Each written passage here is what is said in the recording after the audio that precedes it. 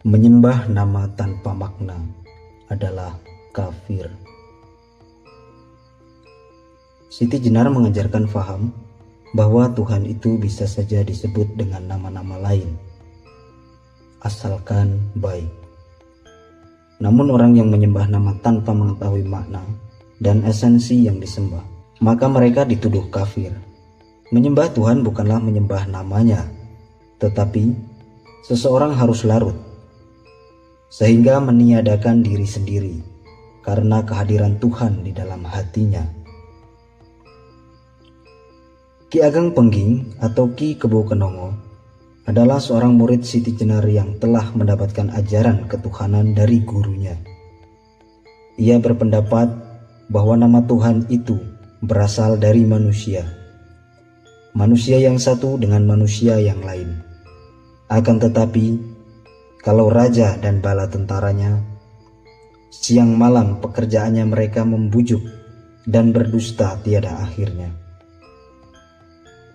Karena itu, raja agama sesungguhnya raja penipuan, yang demikian itu sudah berlangsung lama. Orang berani mengaku bahwa dengan berzikir ia dapat mengetahui Tuhan. Padahal nyatanya orang bermimpi melihat sesuatu yang serba indah selagi ia tidur. Itu sesungguhnya hanyalah bayangan maya saja yang timbul dari budi daya ciptanya. Itulah teori ketuhanan Siti Jenar yang diajarkan oleh muridnya. Bagi Siti Jenar, orang yang menyebut nama dalam zikirnya sebanyak misalnya 100 kali, kemudian mereka larut dalam bayangannya, maka berarti ia menyembah nama yang diucapkan. Orang berkali-kali berzikir menyebut nama Tuhan, kemudian merasa melihat Tuhan, maka hal itu sama dengan mimpi, di mana seseorang yang bermimpi karena dipengaruhi oleh alam bawah sadar yang muncul ketika tidur, maka yang hadir di dalam zikir bukanlah Tuhan, melainkan bayangan maya. Konsep Siti Jenar ialah bahwa Allah bukanlah wujud mutlak yang esa, atau Tuhan dalam wujudnya. Allah tetap harus dipahami sebagai nama bagi wujud mutlak yang esa itu. Nama tetap nama, karena yang menciptakan nama adalah manusia, jadi bukan wujud itu sendiri. Faham ketuhanan Siti Jenar bukan ditunjukkan kepada nama, melainkan kepada esensi atau hakikat. Maka tauhid yang dianggap benar adalah tauhid zat, bukan tauhid nama. Teori Siti Jenar tentang ketuhanan sesungguhnya bukanlah teori murni dari dirinya sendiri. Namun agaknya ia terpengaruh oleh teori filsafat ketuhanan ulama-ulama salaf terdahulu. Misalnya yang dikemukakan oleh Ja'far al-Sadiq ketika ia menjawab pertanyaan Hisham. Mengejutkan, sesuatu yang aneh. Karena yang demikian itu, Siti Jenar dituduh sebagai wali murtad. Sesungguhnya teori Siti Jenar tentang menyatunya Tuhan dengan dirinya itu terpengaruh oleh ajaran makrifat ulama-ulama sufi terdahulu. Misalnya Al-Halaj, yang ajaran dan konsepnya dikenal sebagai Anna al-Haq. Karena ajaran Anna al-Haq atau aku adalah Tuhan, membuat dirinya menemui bencana.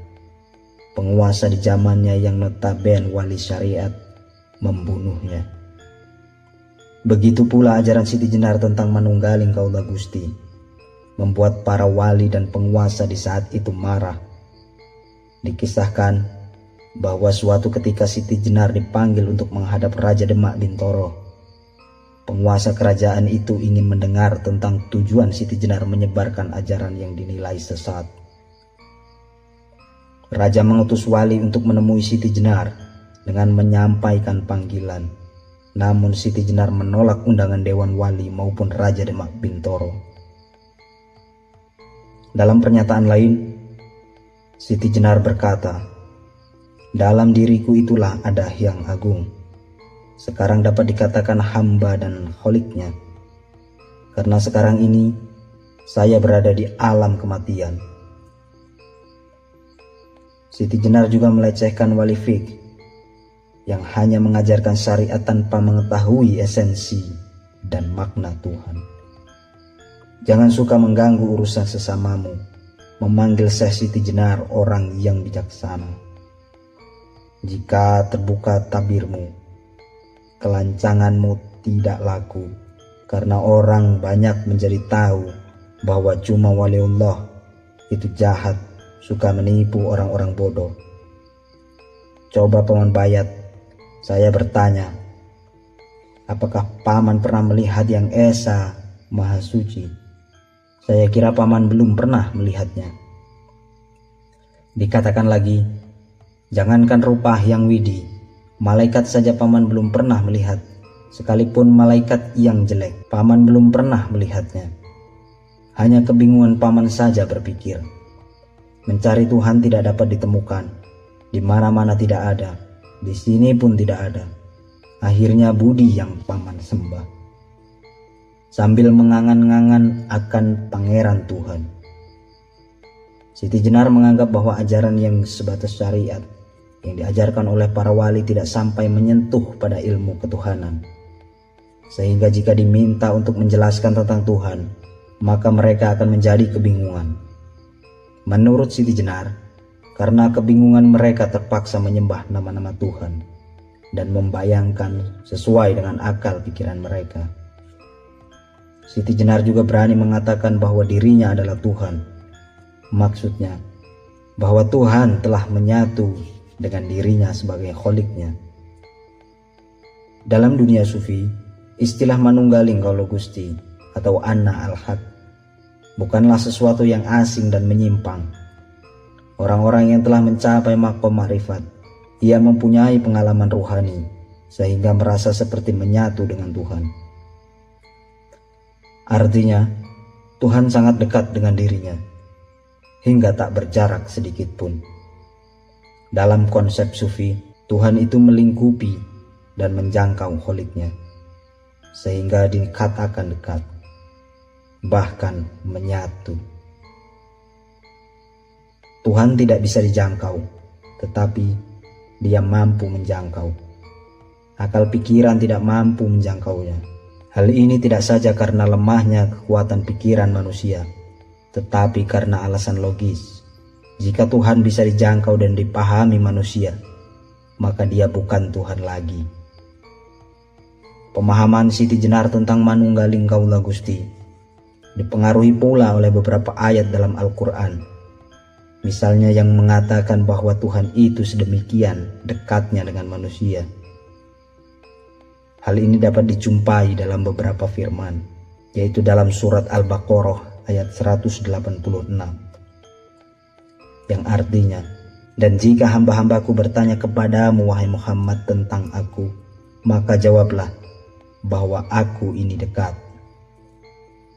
Atau dalam surat Kaf ayat 16 yang artinya, dan kami lebih dekat daripada urat nadinya sendiri. Penegasan-penegasan dalam ayat tersebut dipahami oleh Siti Jenar dan ulama sufi lainnya bahwa Tuhan tetap di dalam. Dan dalam filsafat metafisika digunakan untuk menyatukan kondisi hadir. Dalam metafisika dan teologi, Tuhan itu dinyatakan imanen, berarti kehadiran atau kekuatan dan ilmu. Tuhan sebagai lawan dari ketidakhadiran. Pemahaman ini menyatakan bahwa Tuhan memang berbeda dan terpisah dengan manusia. Hal inilah yang agak dilanggar oleh Siti Jenar. Namun di sisi lain dipahami bahwa Dia sekaligus dekat dan bisa akrab pada manusia. Jika memang demikian, maka tindakan apa yang harus dilakukan oleh manusia agar dirinya bisa berada dekat dengan tempat yang tiada berjarak dengan Tuhan? Cara pendekatan diri kepada Tuhan itu sangat tergantung pada teori dan konsep-konsep tentang Tuhan yang dianut seseorang atau suatu agama. Ada dua teori yang terkenal, yaitu Tuhan dipersepsi sebagai kekuatan yang pemarah dan pemurka. Untuk meredamkan kemurkaannya, manusia itu memberi benda-benda sebagai sesajen dan melakukan bentuk kegiatan ritual. Hal ini sering kita jumpai pada masyarakat penganut agama primitif. Quran menolak dengan tegas teori Tuhan seperti ini. Siti Jenar pun tidak mau melakukannya. Dalam sebuah firman Allah ditegaskan dalam surat Az-Zariyat ayat 57 yang artinya, aku tidak menghendaki rezeki dari mereka dan tidak juga aku menghendaki supaya mereka memberiku makan. Dinyatakan pula dalam firman-Nya, Dialah yang memberi makan kepada seluruh manusia dan Dia tidak patut diberi makan. Dalam konsep ini Tuhan bisa didekati manusia dengan melakukan tindakan-tindakan etis yang di dalamnya tidak mengandung sama sekali unsur-unsur mitos dan pikiran mistis tentang Tuhan itu sendiri. Menurut konsep Sufi, bahwa wasilah adalah suatu yang menyambung dan mendekatkan sesuatu dengan yang lain. Seperti ditegaskan oleh Al-Quran, bahwa Allah itu dekat dengan manusia, dan karena demikian dekatnya, Dia lebih dekat dari urat nadi. Untuk berada dekat kepada Allah, seseorang harus menempuh wasilah. Wasilah dalam konsep kesufian adalah berupa sarana yang akan dapat mendekatkan manusia kepada berupa keimanan dan tindakan soleh. Pemahaman wasilah tersebut berbeda dengan pemahaman orang-orang awam.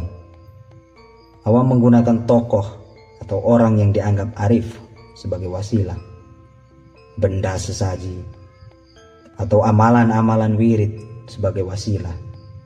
Hal inilah yang dilecehkan oleh Siti Jenar. Siti Jenar menganggap manusia, meskipun ditokohkan atau dikeramatkan, tidaklah dapat menjadi wasilah kepada Tuhan, karena manusia adalah sama-sama hamba Allah yang tidak akan dapat dijadikan sebagai sarana wasilah. Karena wali dengan saya adalah sesama daging berwujud bangkai. Semuanya akan sama-sama membusuk menjadi tanah. Di bagian lain, di dalam tulisan Dr. Abdul Munir Mulkan, didapati pula pernyataan Siti Jenar ketika berdebat dengan Pangeran Tambayat atau utusan Dewan Bali. Tiada tahukah kamu bahwa ragamu berwujud daging, otot, tulang, serta sumsum, tidak luput dari kerusakan. Bagaimana kamu dapat memperbaikinya? Sekalipun sholat 1000 kali sehari, akhirnya kamu akan mati. Badanmu yang kamu perindah akan menjadi debu, karena sesungguhnya lah citramu itu citra jenazah. Dalam dunia sufi dikenal adanya sang mursyid atau guru yang dikenal sebagai pembimbing dalam riyadah atau latihan-latihan beribadah. Di dalam kalangan sufi, terutama jamaah thariqat yang melembaga, seringkali sang mursyid dianggap sebagai tokoh yang dianggap soleh, sehingga mursyid atau guru yang karismatik diyakini lebih dekat kepada Tuhan. Dengan demikian, para jamaah yang awam menyerahkan kepada guru-gurunya untuk menghubungkan dirinya dengan Tuhan. Lalu muncullah apa yang disebut wasilah, dan inilah yang ditentang oleh Siti Jenar. Sesungguhnya tasawuf dapat diartikan sebagai upaya hamba untuk berada di makom terdekat di hadirat Allah, bahkan terdekat hingga tak berjarak. Untuk mencapai makom itu memang dibutuhkan wasilah, namun wasilah tersebut berbentuk keyakinan-keyakinan tentang Tuhan dan tindak kesalihan. Dengan demikian, pada dasarnya seluruh akal budi manusia beriman adalah wasilah yang dapat mengantarkannya berada di kedekatan pada Allah. Semakin dekat seseorang di sisi Tuhannya, semakin melimpah ruah kesalihannya dalam berkehidupan. Karena itu konsep tasawuf yang terdiri di atas asumsi teologis ini akan terbebas dari tindak kejumutan, kebekuan, serta tahayul yang menjauhkan manusia dari Tuhan.